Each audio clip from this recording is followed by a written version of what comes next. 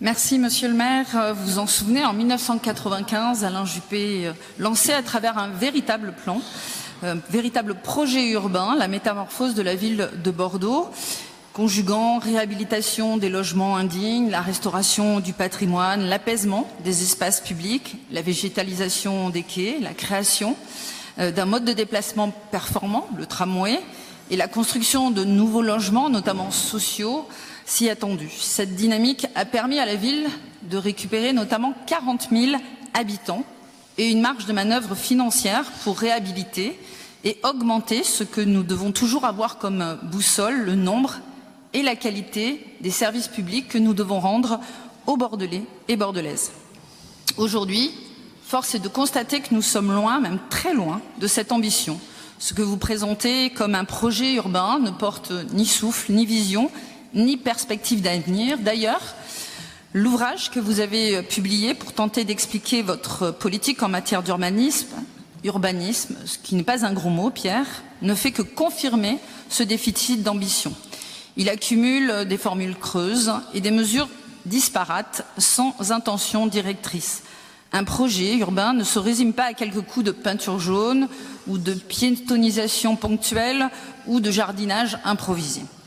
Lors du débat sur la 11e modification du PLU à Bordeaux Métropole, notre groupe s'était exprimé en faveur d'une révision complète du document afin d'y inscrire une véritable vision d'avenir en cohérence avec la révision du SCOT. Pourtant, ce projet urbain structurant manque toujours à l'appel. Bordeaux a pourtant besoin d'un projet ambitieux qui prenne en compte son identité et ses défis.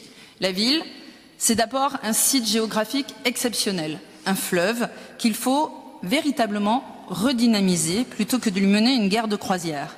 C'est aussi une tradition commerciale forte, bâtie sur le commerce du vin qui aujourd'hui est menacée par des décisions à contresens en matière de circulation et de stationnement et qui étranglent véritablement nos entreprises et nos commerçants locaux. Comment s'étonner de voir Bordeaux perdre de son attractivité quand tout est fait pour décourager son dynamisme économique?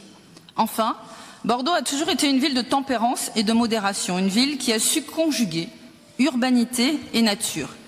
Mais cette modération n'a rien à voir avec la décroissance que vous prônez. Vous voulez plus de nature, nous aussi. Mais nous voulons également plus de ville. Une ville vivante, attractive et ambitieuse. Je vous mets également en garde contre la tentation d'un discours de métropolisation subie et honteuse, alors qu'elle est un levier de croissance. Appliquer des politiques de ralentissement sous prétexte d'une hypothétique volonté de décroissance démographique, qui n'est certainement pas la réalité des prochains mois, conduira inévitablement à accentuer la crise du logement, à aggraver la congestion de la ville et à un étalement urbain contre lequel nous devons tous lutter. La dynamique de production de logements, amorcée avant 2020, a permis de répondre à l'attractivité démographique sans sacrifier les espaces naturels métropolitains. Plutôt que de nier ces réussites, vous devriez vous en inspirer. Bordeaux mérite mieux que des mesures à courte vue et urbanisme de slogan. Elle a besoin d'un projet structurant, ambitieux et adapté aux défis de demain.